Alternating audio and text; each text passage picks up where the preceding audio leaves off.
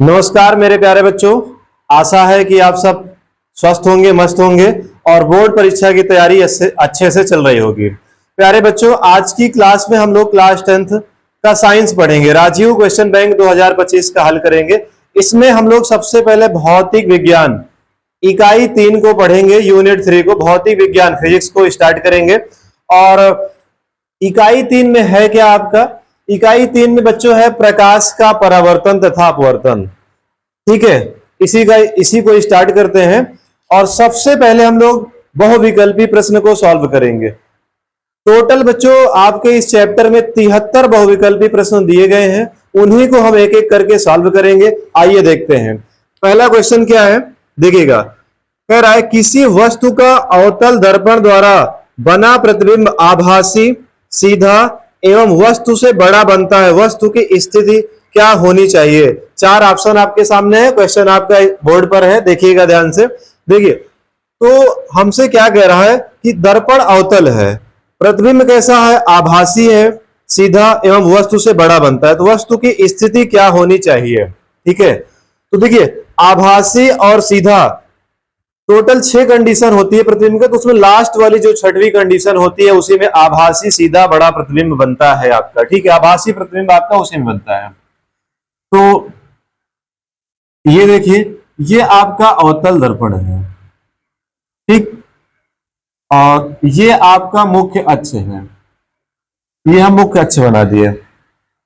ये हमारा वक्रता केंद्र है और ये फोकस दूरी F है और ये आपका ध्रुवीय पोल है आपका। ठीक है, हमसे क्या कह रहा है? आभासी और सीधा, वस्तु से बड़ा प्रतिबिंब। तो 6वीं और लास्ट कंडीशन बनता है, यहां पर हम वस्तु को कहां रखेंगे? फोकस और ध्रुव के बीच में रखेंगे बच्चों। ठीक है, फोकस और ध्रुव के बीच में रखेंगे। ठीक है, अब देखिएगा, यहां से मुख्य अक्ष के समांतर जाने वाली प्रकाश की किरण दर्पण से परावर्तन के पश्चात, ठीक है, दर्पण से परावर्तन के पश्चात मुख्य फोकस से होकर, ठीक है, लौट जाती है। अब एक प्रकाश किरण जो कि वक्रता केंद्र से होकर जा रही है, ये देखिएगा, ये, ठीक, ये आपका वक्रता केंद्र से होकर जा रही है। ठीक, इधर साइड ये दोनों बढ़ाने पर कहीं नहीं मिलेंगी। जब इनको हम पीछे की ओर बढ़ाएंगे, ठीक है बच्चों, ध्यान से देखिएगा, जब आप इनको पीछे की ओर ऐसे बढ़ाएंगे तो ये देखिए, ये एक दूसरे को इस पॉइंट पर क्रॉस कर रहे हैं। क्रॉस कर रहे हैं कि नहीं? इसको हम, यही हमारा प्रतिबिंब होगा, इसको मिला देते हैं। ये ओ डैश ऑब्जेक्ट, ये वस्तु है, ये हमारा उसका प्रतिबिंब है आई और आई डैश। ठीक है बच्चों, तो हमसे क्या कह रहा था कि बना प्रतिबिंब आभासी, सीधा एवं वस्तु से बड़ा बनता है। वस्तु की स्थिति क्या होनी चाहिए? इसका ऑप्शन नंबर डी सही है। ठीक है, पहले का ऑप्शन नंबर डी सही है। दर्पण के ध्रुव, ठीक है, दर्पण के ध्रुव, दर्पण के ध्रुव तथा मुख्य फोकस के बीच, तथा मुख्य फोकस के बीच। ठीक है, यही आपका पहले का ऑप्शन नंबर डी आपका सही ऑप्शन होगा। ये क्या है? ये आपका दर्पण का ध्रुव है। ठीक है, दर्पण के ध्रुवीय पोल है, सॉरी, ध्रुवीय आपका है पोल, तथा मुख्य फोकस आपका एफ ए है। इसके बीच में जो रखी वस्तु है, इसका देख रहे हैं ना, आभासी, ठीक है, वस्तु से बड़ा, दर्पण के पीछे प्रतिबिंब बन रहा है, यानी पहले का ऑप्शन नंबर डी सही है। ठीक है बच्चों, अब देखिएगा क्वेश्चन नंबर 2। ठीक, और ये आपका 2023 में पूछे गए प्रश्न है, दो के दोनों। क्वेश्चन नंबर 2 में क्या कह रहा है? किसी वस्तु का अवतल दर्पण द्वारा वास्तविक तथा प्रवर्धित प्रतिबिंब प्राप्त करने के लिए वस्तु की स्थिति होनी चाहिए। ठीक है, अब हमसे क्या कह रहा है? फिर से देखिए क्वेश्चन को। किसी वस्तु का अवतल दर्पण द्वारा वास्तविक तथा प्रवर्धित प्रतिबिंब प्राप्त करने के लिए वस्तु की स्थिति क्या होनी चाहिए? वास्तविक प्रतिबिंब होना चाहिए बच्चों। ठीक है, कंडीशन ये। और प्रवर्धित का मतलब होता है बड़ा प्रतिबिंब होनी चाहिए, यानी इसकी चौथी कंडीशन की बात कर रहा है। ये देखिए, अवतल दर्पण, दर्पण हमारा कैसा है? अवतल। ये आपका क्या है? अवतल दर्पण है। और ये मुख्य अक्ष है, ये आपका ध्रुव पी पोल है, ये आपका एफ है फोकस दूरी, और ये वक्रता केंद्र है सी। ठीक है, प्रतिबिंब कैसा है? वास्तविक है तथा प्रवर्धित है, बड़ा है। यानी हम इसको क्या करेंगे जानते हैं, इसको हम वस्तु को सी और एफ के बीच में रख देंगे बच्चों। कहां रखेंगे? वस्तु को वक्रता केंद्र और फोकस दूरी मुख्य फोकस के बीच में रखेंगे। अब देखिएगा, पहली प्रकाश की किरण जो मुख्य अक्ष के समांतर जाती है, दर्पण से परावर्तन के पश्चात मुख्य फोकस से होकर, ठीक है, लौट जाएगी। ठीक। अब दूसरी प्रकाश की किरण जो मुख्य फोकस से होकर जाती है, दर्पण से परावर्तन के पश्चात मुख्य अक्ष के समांतर हो जाएगी ये, और ये दोनों जहां एक दूसरे को काट रही हैं वहीं पर हमारा प्रतिबिंब इमेज बनेगा। ये वस्तु ओ ओ डैश है और ये हमारा प्रतिबिंब आई आई डैश है। ठीक है, तो हमसे क्या कह रहा था कि वास्तविक तथा प्रवर्धित प्रतिबिंब बनना चाहिए। ये आपका वास्तविक है बच्चों। मुख्य अक्ष के नीचे जो भी इमेज बना करते हैं वो वास्तविक होते हैं, और मुख्य अक्ष के ऊपर जो आपके इमेज बनते हैं वो सब आपके क्या होते हैं? आभासी हुआ करते हैं। तो ये वास्तविक है और वस्तु से बड़ा है। ठीक है, स्थिति क्या होनी चाहिए ये बताना था। तो दूसरे का ऑप्शन नंबर बी सही है बच्चों। कौन सा ऑप्शन सही है? Option number B. बी में क्या है? फोकस एफ तथा, ठीक है, फोकस एफ तथा, ठीक है, वक्रता केंद्र सी के बीच, सी के बीच देख लीजिए ध्यान से, ये आपका फोकस एफ है और ये वक्रता केंद्र सी के बीच में ये वस्तु है। ठीक है, इसका वास्तविक और वस्तु से बड़ा प्रतिबिंब बन रहा है। ठीक है, क्वेश्चन नंबर 2 हो गया। अब आइए इसी क्रम में क्वेश्चन नंबर 3 देखते हैं बच्चों। ध्यान से देखिएगा और समझिएगा। क्वेश्चन नंबर 3, ठीक है, क्वेश्चन नंबर 3 क्या है? प्रकाश के परावर्तन के नियम सदैव सत्य होते हैं। आपके पास 4 ऑप्शन है। ठीक है, ऑप्शन 4 है, और ये आपका क्वेश्चन 2023 के बोर्ड एग्जाम में पूछा गया था। पहला ऑप्शन क्या है? केवल अवतल दर्पण के लिए, केवल अवतल दर्पण के लिए। और आपका दूसरा वाला ऑप्शन क्या है? केवल उत्तल दर्पण के लिए, केवल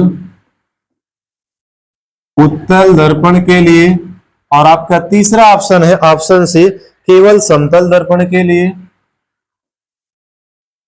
केवल समतल दर्पण के लिए।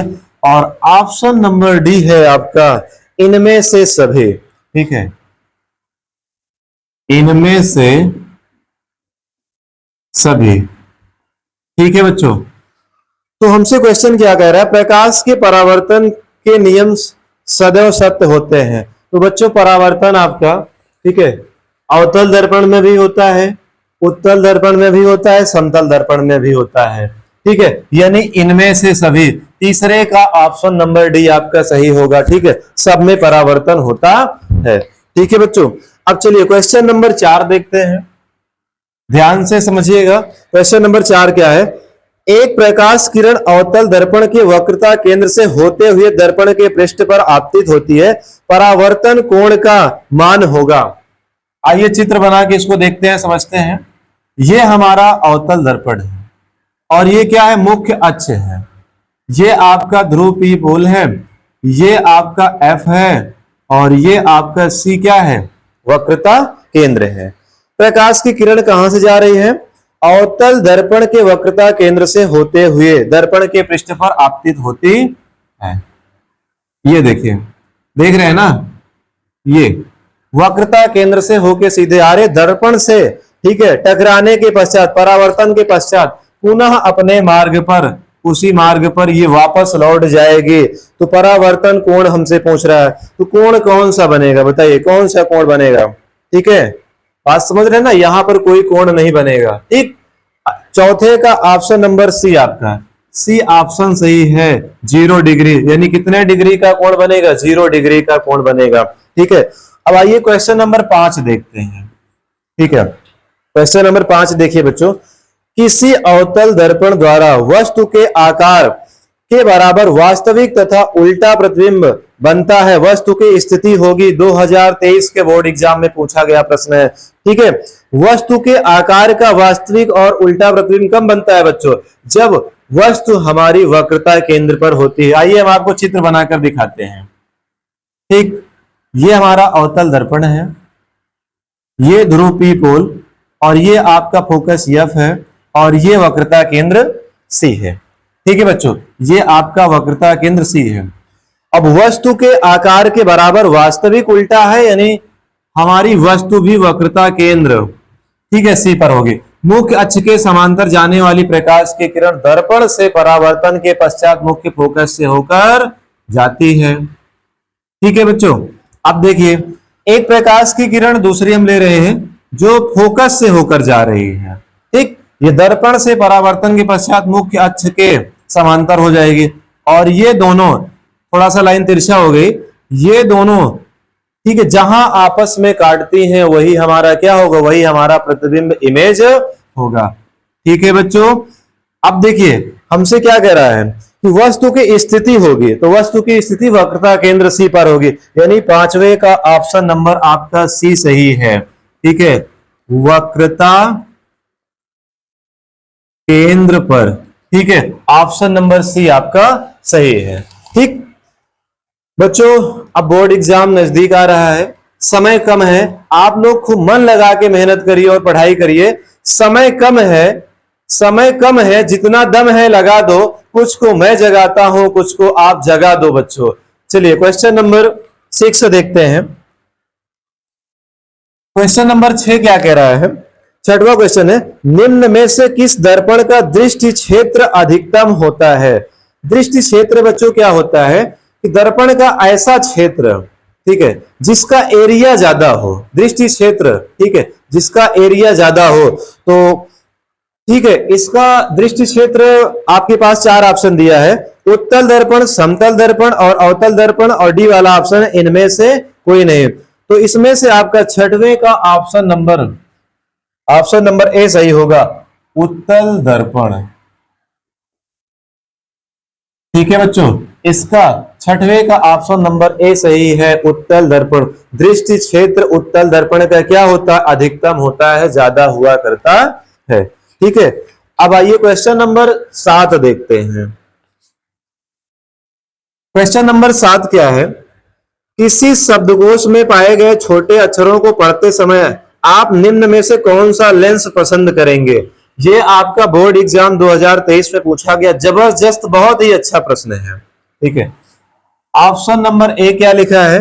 50 सेमी फोकस दूरी का उत्तल लेंस, 50 सेमी फोकस दूरी का उत्तल लेंस, उत्तल लेंस। और ऑप्शन नंबर बी क्या है आपका? 50 सेमी फोकस दूरी का अवतल लेंस, 50 सेमी फोकस दूरी का अवतल लेंस। ठीक है, ऑप्शन नंबर सी क्या है बच्चों? 5 सेमी फोकस दूरी का उत्तल लेंस, 5 सेमी फोकस दूरी का उत्तल लेंस। और ऑप्शन नंबर डी क्या है? 5 सेमी फोकस दूरी का अवतल लेंस। ठीक है बच्चों, तो एक बार क्वेश्चन फिर से देखिएगा, क्वेश्चन आपके बोर्ड स्क्रीन पर भी आ रहा है, उसको भी गौर से देखिएगा। कह रहा है किसी शब्दकोश में पाए गए छोटे अक्षरों को पढ़ते समय आप निम्न में से, ठीक है, कौन सा लेंस पसंद करेंगे? देखिए, अक्षर छोटे हैं तो जाहिर सी बात है कि उनको बड़ा करके देखना है, यानी उसका आवर्धन, हम ऐसे लेंस का प्रयोग करेंगे जिसका आवर्धन अधिकतम हो। तो देखिए, प्रतिबिंब बड़ा किसमें बनता है?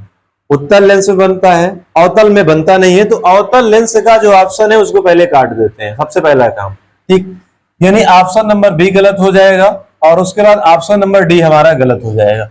अब ऑप्शन ए और सी आपका बचा है। ठीक है, ऑप्शन ए में कह रहा है 50 सेमी और ऑप्शन सी में कह रहा है 5 सेमी। बच्चों, एक कंडीशन और हुआ करती है, जितनी फोकस दूरी कम होगी, ठीक है, जितनी फोकस दूरी कम होगी उतने ज्यादा बड़ा प्रतिबिंब उत्तल लेंस में दिखाई देता, उतने ज्यादा बड़ा प्रतिबिंब बनता है उत्तल लेंस में। यानी इसका ऑप्शन नंबर सी सही होगा बच्चों। ठीक है, सातवें का कौन सा ऑप्शन सही? ऑप्शन नंबर सी, 5 सेमी फोकस दूरी का उत्तल लेंस का हमें प्रयोग करना चाहिए, क्योंकि फोकस दूरी कम होगी तो उत्तल लेंस में प्रतिबिंब ज्यादा बड़ा बनेगा। ठीक है, ज्यादा अच्छे से हमको अच्छा दिखाई देंगे। क्वेश्चन नंबर 8 देखिएगा बच्चों। क्वेश्चन नंबर 8 क्या है? किसी गोलीय दर्पण, ठीक है, किसी गोलीय दर्पण तथा किसी पतले गोलीय लेंस दोनों की फोकस दूरियां कितनी है? -15 सेंटीमीटर है। फोकस दूरी आपको कितना दी गई है? फोकस दूरी बराबर -15 सेमी है। दर्पण तथा लेंस संभवतः होंगे, फोकस दूरी माइनस में है बच्चों, तो कह रहा है कि कौन सा आपका दर्पण और कौन सा लेंस हो सकता है। तो आपको अच्छी तरह से पता है, ठीक है, आप लोगों ने चिन्ह परिपाटी पढ़ रखी है कि फोकस दूरी माइनस किसमें होती है। ठीक, एक तो अवतल दर्पण की फोकस दूरी माइनस होती है, और दूसरा आपका, ठीक है, दूसरा आपका अवतल लेंस की भी फोकस दूरी माइनस हुआ करती है। यानी 8वें का ऑप्शन नंबर ए सही होगा। ऑप्शन नंबर ए सही होगा। दोनों अवतल होंगे। क्या होंगे मेरे प्यारे बच्चों? दोनों अवतल होंगे। ठीक है, दोनों अवतल होंगे। आपका दर्पण भी अवतल होगा, लेंस भी आपका अवतल ही होगा। अब देखिए क्वेश्चन नंबर 9 देखिएगा और समझिएगा। क्वेश्चन नंबर 9 क्या कह रहा है?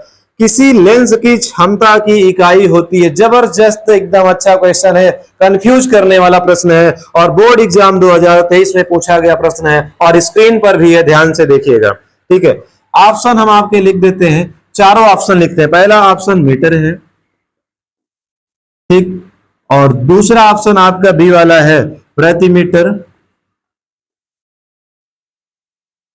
ठीक, ऑप्शन नंबर सी क्या है आपका? मीटर प्रति सेकंड, मीटर प्रति सेकंड। और ऑप्शन नंबर आपका डी है इनमें से कोई नहीं। ठीक है, इनमें से, ठीक है बच्चों, ऑप्शन नंबर डी है आपका इनमें से कोई नहीं। ठीक, किसी लेंस की क्षमता की इकाई होती है। देखिए लेंस की जो क्षमता का मात्रक होता है ना, वो क्या होता है आपका? वो आपका डायोप्टर होता है। ठीक है बच्चों, क्या होता है? डायोप्टर होता है। क्या होता है बच्चों?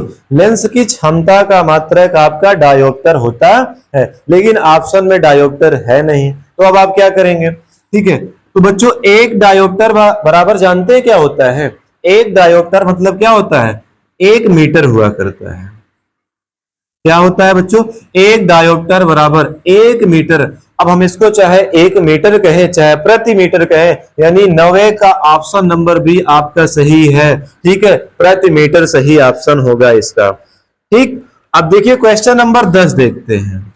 ठीक है बच्चों, क्वेश्चन नंबर 10 ध्यान से देखिएगा और समझिएगा। किसी वस्तु का आवर्धित काल्पनिक प्रतिबिंब बन सकता है। ठीक है, किसी वस्तु का आवर्धित, आवर्धित का मतलब बड़ा, और काल्पनिक प्रतिबिंब की बात कर रहा है। ठीक है, बन सकता है तो किसमें बनेगा? 4 ऑप्शन है। उत्तल लेंस द्वारा पहला ऑप्शन है बी, और बी वाला ऑप्शन है आपका उत्तल दर्पण द्वारा, और सी वाला ऑप्शन है अवतल दर्पण द्वारा। ऑप्शन लिखते हैं तो देखिएगा ध्यान से। ऑप्शन ए क्या है आपका? उत्तल लेंस द्वारा,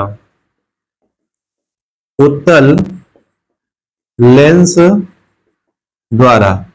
ऑप्शन नंबर बी देखिएगा, उत्तल दर्पण द्वारा, उत्तल दर्पण द्वारा। ठीक है, ऑप्शन नंबर सी देखिएगा, अवतल दर्पण द्वारा, अवतल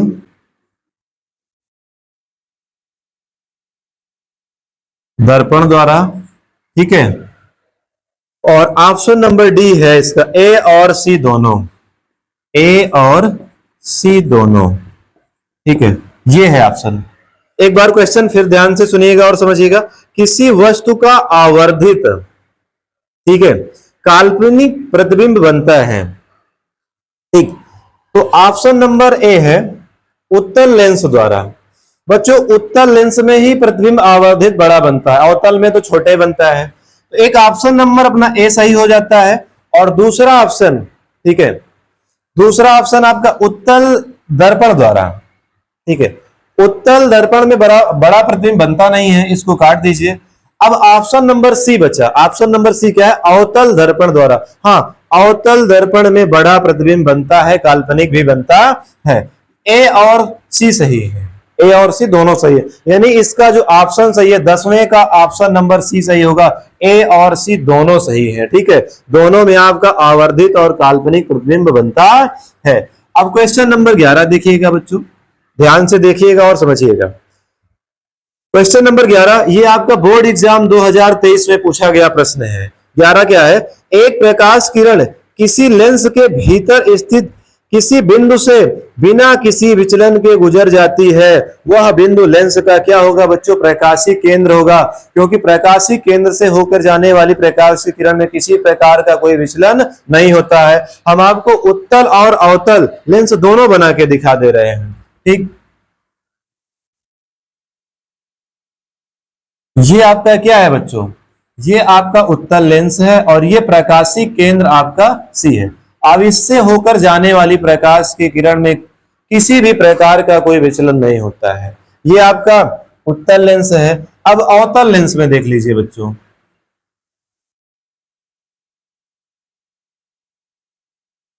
ये आपका अवतल लेंस है और ये प्रकाशीय केंद्र सी है, ठीक है।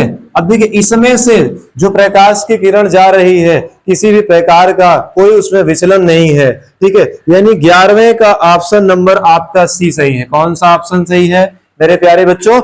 ऑप्शन नंबर सी क्या है? प्रकाशिक केंद्र, ठीक है। प्रकाशिक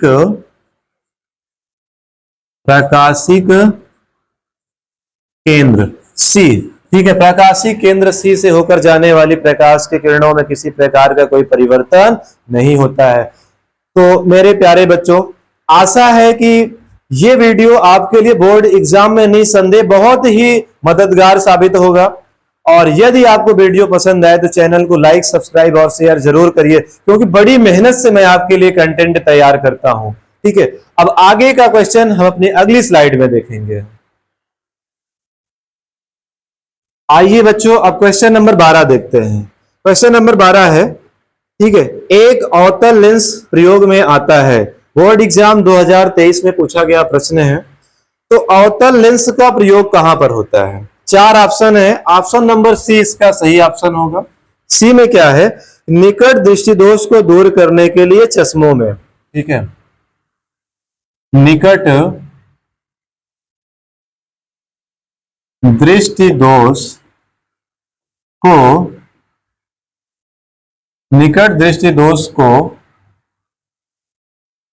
ठीक है बच्चों, निकट दृष्टि दोष को दूर करने के लिए चश्मे में इसका प्रयोग किया जाता है, ठीक है बच्चों। निकट दृष्टि दोष को दूर करने के लिए चश्मे में इसका प्रयोग होता है, यानी ऑप्शन नंबर सी इसका सही ऑप्शन होगा। बिल्कुल एकदम आसान सा प्रश्न था ये। अब देखिए क्वेश्चन नंबर इसका 13 देखिएगा। क्वेश्चन नंबर 13 है कि एक लेंस की क्षमता माइनस का 2.5 डायोप्टर है, लेंस की फोकस दूरी ज्ञात कीजिए, ठीक है। अब देखिए सारे का सारे ऑप्शन आपके सेंटीमीटर में दिए गए। तो लेंस की क्षमता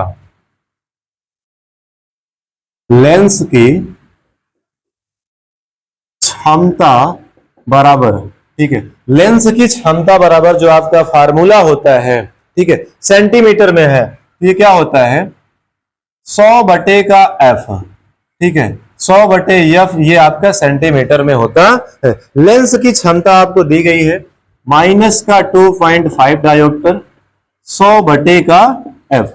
ध्यान से देखिएगा बच्चों, इसका हम क्या कर देते हैं? क्रॉस मल्टीप्लाई कर देते हैं। यहां पर एफ आ जाएगा और ये आपका 100 बटे का माइनस यहां भेज देते हैं 2.5।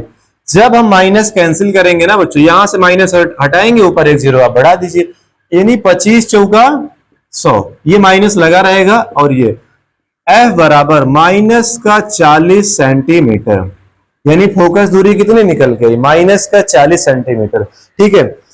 अब इसका ऑप्शन नंबर कौन सा सही है? ऑप्शन नंबर इसका ए सही होगा। माइनस चिन्ह हमको ये दिखा रहा है कि ये फोकस दूरी अवतल दर्पण की है। किस दर्पण की है बच्चों? अवतल दर्पण की ये फोकस दूरी है। ठीक है, यानी 40 सेमी। ठीक, अवतल दर्पण, ये माइनस चिन्ह ही हमको बता रहा है कि दर्पण हमारा कैसा है, दर्पण हमारा अवतल है। ठीक, अब क्वेश्चन नंबर 13 हो गया। क्वेश्चन नंबर 14 देखिए। 14 में कह रहा है प्रकाश की चाल माध्यम 1 व माध्यम 2 में क्रमशः V1 और V2 है, तो माध्यम 1 का अपवर्तनांक माध्यम 2 के सापेक्ष होता है। 4 ऑप्शन दिए गए हैं, हम लिख देते हैं। V1 अपान का V2, ऑप्शन नंबर बी है V2 अपान का V1, ऑप्शन नंबर सी देखिएगा V1 into V2, option number D आपका है V1 प्लस का V2। तो एक बात ध्यान से देखिएगा और समझिएगा बच्चों कि ऑप्शन नंबर सी और डी तो हो ही नहीं सकते हैं, ये बिल्कुल गलत लिखे गए हैं। क्या पूछ रहा है एक बार फिर से देखिएगा ध्यान से। बोर्ड एग्जाम 2023 में प्रश्न पूछा गया था और क्वेश्चन स्क्रीन पर भी है। ठीक है, कि माध्यम 1 का अपवर्तनांक माध्यम 2 के सापेक्ष होता है।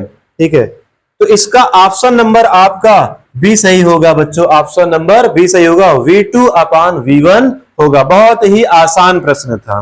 ठीक, अब क्वेश्चन नंबर 15 देखिए। क्वेश्चन नंबर 15 क्या है? एक गोलीय दर्पण की वक्रता त्रिज्या, गोलीय दर्पण की वक्रता त्रिज्या है और ये आपको दिया है 30 सेंटीमीटर है। ये नहीं बताया है कि दर्पण कैसा है। ठीक है, कोई दिक्कत नहीं है, 30 सेंटीमीटर है, इसकी फोकस दूरी होगी। तो जो चीज हमको ज्ञात करना है उसको हम क्वेश्चन मार्क कर देते हैं। तो बच्चों हमने आपको बताया था, नहीं पता है तो ध्यान से देख लीजिए। चूंकि F बराबर क्या होता है? R/2 होता है, ये आपका फार्मूला होता है। ठीक है, फोकस दूरी वक्रता त्रिज्या की आधी होती है। इधर देखिएगा F बराबर R का मान कितना दिया है? 30 बटे का 2, काट दीजिए, नहीं F बराबर कितना आएगा? 15 सेंटीमीटर। ठीक है, 15 सेंटीमीटर। कौन सा ऑप्शन सही है? Option number c. ठीक है, ऑप्शन नंबर सी, 15 का ऑप्शन नंबर सी सही होगा, 15 सेंटीमीटर। ठीक, अब देखिएगा, अब आपको हम क्वेश्चन नंबर 16 बताते हैं। क्वेश्चन नंबर 16 इधर देखिएगा। क्वेश्चन नंबर 16 क्या है? आभासी, सीधा तथा आवर्धित प्रतिबिंब प्राप्त करने के लिए वस्तु को उत्तल लेंस के सामने रखना होगा। ठीक है, आभासी प्रतिबिंब बनना चाहिए, ठीक, सीधा बनना चाहिए, आवर्धित मतलब बड़ा प्रतिबिंब बनना चाहिए, उत्तल लेंस को, वस्तु को उत्तल लेंस के सामने कहां रखना होगा। तो ये तो वही कंडीशन है। ठीक है, उत्तल लेंस से प्रतिबिंब बनने का नियम आपको बताया गया है ना, छठवीं और लास्ट वाली कंडीशन। आइए हम चित्र बना के दिखाते हैं आपको।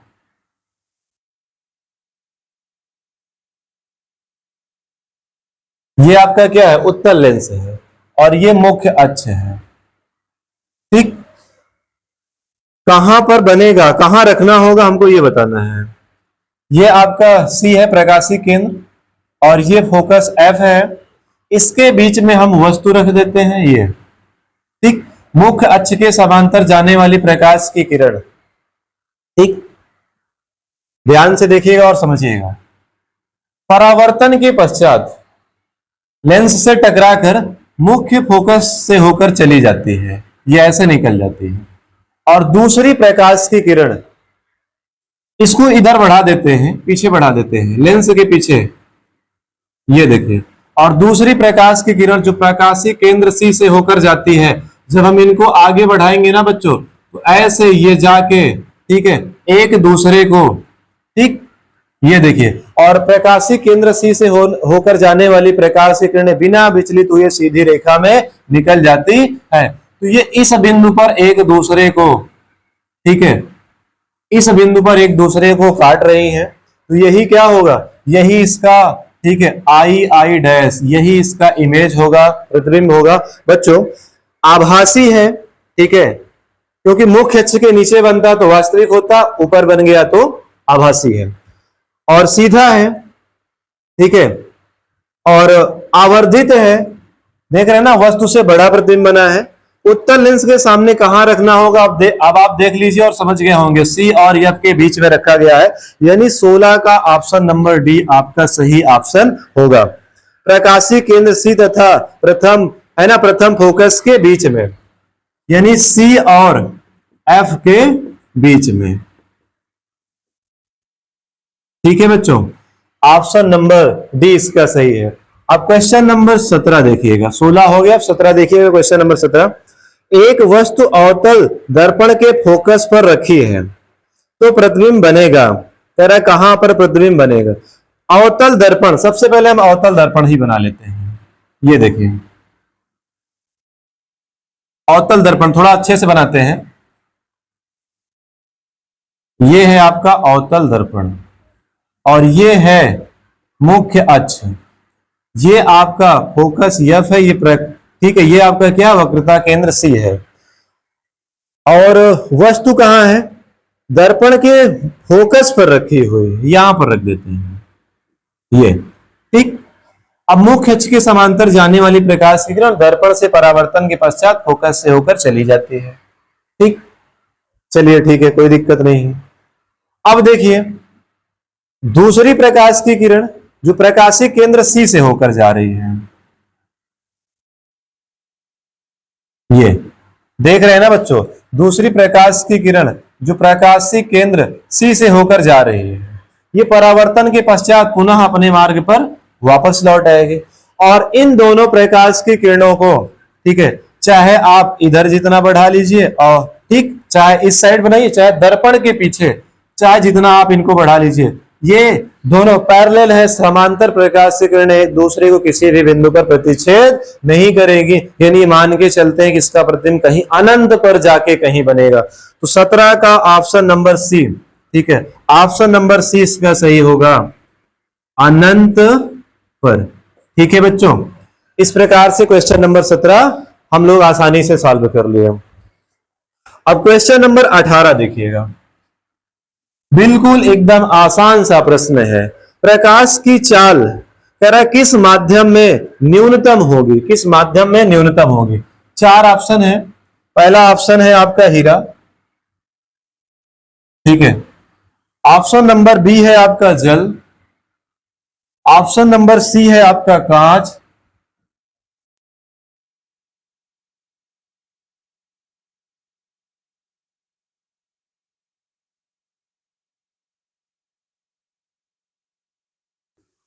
चलिए ऑप्शन नंबर डी क्या है आपका केरोसिन।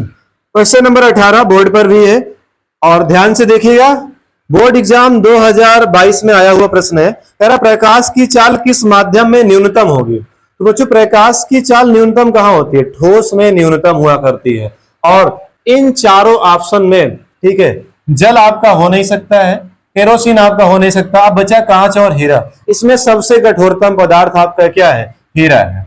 ठीक है, यानी क्या होगा, 18 का ऑप्शन नंबर ए सही है, प्रकाश की चाल हीरे में क्या होगी, न्यूनतम होगी, यानी सबसे कम होगी। अब क्वेश्चन नंबर 19 देखिएगा, क्वेश्चन नंबर 19 है 20 सेंटीमीटर फोकस दूरी के एक उत्तल दर्पण के सामने 20 सेमी दूर, ठीक है, रखी वस्तु का प्रतिबिंब बनेगा। 20 सेमी फोकस दूरी के एक उत्तल दर्पण के सामने, ठीक है, उत्तल दर्पण की बात कर रहा है। दर्पण कैसा है, उत्तल दर्पण, ठीक है, दर्पण हमारा उत्तल है। ठीक, तो u का मान क्या होगा, प्लस में होगा कि माइनस में होगा बच्चों, क्या होगा, u का मान हमारा माइनस में होगा। u बराबर माइनस का 20 सेंटीमीटर, 20 सेंटीमीटर। अच्छा फोकस दूरी है, ठीक, उत्तल दर्पण के सामने 20 सेमी दूर रखी वस्तु, वस्तु की दूरी भी 20 सेंटीमीटर है। और फोकस दूरी f, f बराबर ये आपको कितना दिया है, 20 सेमी। ये आपका उत्तल दर्पण के लिए f का मान क्या होता है, प्लस में होता है।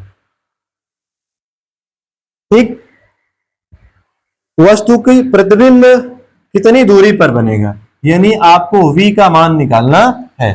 तो फार्मूला क्या होता है, चूंकि 1/f बराबर 1/v प्लस का 1/u, ये आपका दर्पण सूत्र होता है। ठीक है, मान रखते हैं और हल कर लेते हैं। 1/f, f का मान ठीक है 20 है, 1/v प्लस 1/u है ना, u का मान कितना है, -20 है, तो हम प्लस माइनस माइनस कर देते हैं।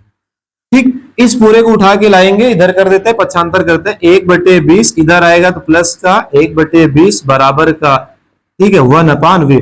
हर बराबर है, एलसीएम लेने की कोई आवश्यकता नहीं है। 1 1 2 यानी 2 बटे कितना आएगा 20, 1/v, 2 दहम्मा 20 यानी v बराबर कितना है बच्चों, v बराबर 10 सेंटीमीटर है। तो 19 का कौन सा ऑप्शन सही होगा, 19 का ऑप्शन नंबर आपका ए सही होगा। कौन सा ऑप्शन सही होगा, ऑप्शन नंबर ए सही होगा। ठीक है, दर्पण के पीछे 10 सेंटीमीटर की दूरी पर इसका प्रतिबिंब बनेगा।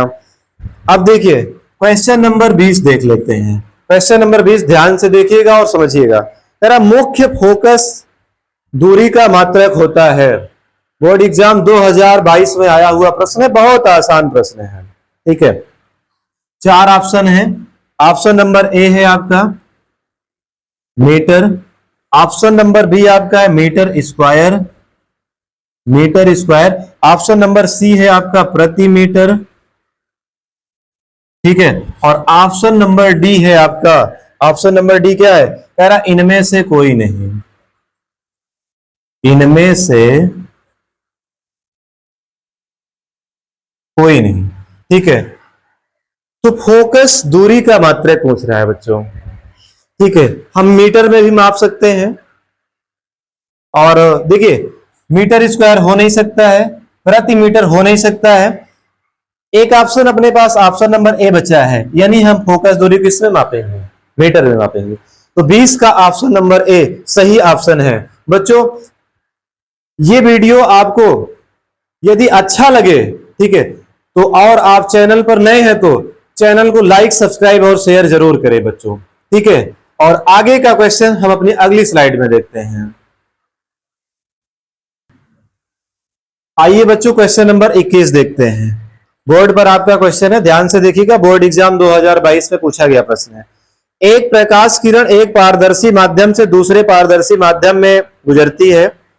अपवर्तन कोण का मान आपतन कोण से कम होगा यदि किरण गुजरती है। चित्र बना के देख लेते हैं। ठीक है, ये हमारा अभिलंब है जो डॉटेड लाइन से है। ठीक है, और ये आपतित किरण है, और ये आपतन कोण क्या है, आई है। ठीक, फिर से देखिएगा क्वेश्चन क्या कह रहा है। एक प्रकाश किरण एक पारदर्शी माध्यम से दूसरे पारदर्शी माध्यम में गुजरती है। अपवर्तन कोण का मान आपतन कोण से कम होगा।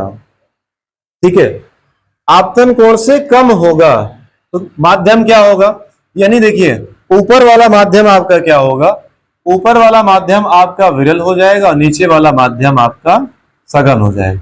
अब प्रकाश की किरण सघन से विरल में जा रही है, प्रकाश की किरण को तो जाना ऐसे सीधा जाना चाहिए, लेकिन इसमें क्या होता है, विचलन हो जाता है, यानी ये अभिलंब की ओर क्या होगी, अभिलंब की ओर इस बिंदु से ये झुक जाएगी।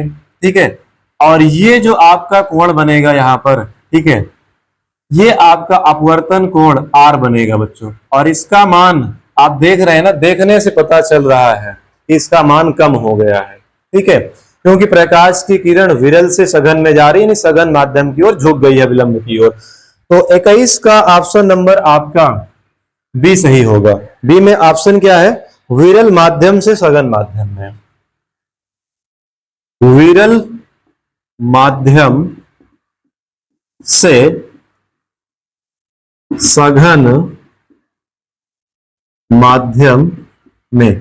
ठीक है, ऑप्शन नंबर आपका बी सही है। क्वेश्चन नंबर 22 देखते हैं। एक दर्पण किसी वस्तु का सदैव सीधा प्रतिबिंब बनाता है। ठीक है, 4 ऑप्शन, बिल्कुल आसान सा प्रश्न है। ऑप्शन नंबर ए क्या है, समतल। ऑप्शन नंबर बी क्या है आपका, ये आपका उत्तल है। ऑप्शन नंबर सी आपका है अवतल। ठीक है, और ऑप्शन नंबर डी है समतल या उत्तल, समतल या उत्तल। ठीक है बच्चों, तेरा एक दर्पण किसी वस्तु का सदैव सीधा, ठीक है, सदैव सीधा प्रतिबिंब बनाता है, तो समतल दर्पण जो हमारा आपका शीशा होता है, ठीक है, इसमें भी सीधे प्रतिबिंब दिखाई देता है, चेहरा हमेशा सीधा दिखाई देता है, ठीक। और उसके बाद आपका ये जो आपका उत्तल दर्पण हुआ करते हैं, इसमें प्रतिबिंब जो होते हैं ना हमेशा मुख कक्ष के ऊपर बनते, सीधा बनते, यानी ऑप्शन नंबर डी इसका सही है। 22 का ऑप्शन नंबर डी सही है, समतल या उत्तल, ठीक। क्वेश्चन नंबर 23 देखिएगा बच्चों। 23 नंबर क्वेश्चन है, वक्रता त्रिज्या का मात्रक है। बिल्कुल एकदम आसान प्रश्न है, हलवा सा प्रश्न है, 2022 के बोर्ड एग्जाम में पूछा गया। ऑप्शन नंबर ए क्या है? मीटर, पहला ऑप्शन है मीटर। ऑप्शन नंबर बी है आपका सेंटीमीटर, सेमी। ऑप्शन नंबर सी है आपका मिलीमीटर, ठीक है, और ऑप्शन नंबर डी है आपका ये सभी, ठीक है बच्चों। तो वक्रता त्रिज्या का मात्रक पूछ रहा है, मीटर, सेंटीमीटर, मिलीमीटर, जिसमें मन के उसमें आप ये सभी। ऑप्शन नंबर आपका डी सही है, 23 का डी सही है, ठीक। अब देखिए क्वेश्चन नंबर 24, ठीक है, 24 नंबर क्वेश्चन ध्यान से देखिएगा और समझिएगा।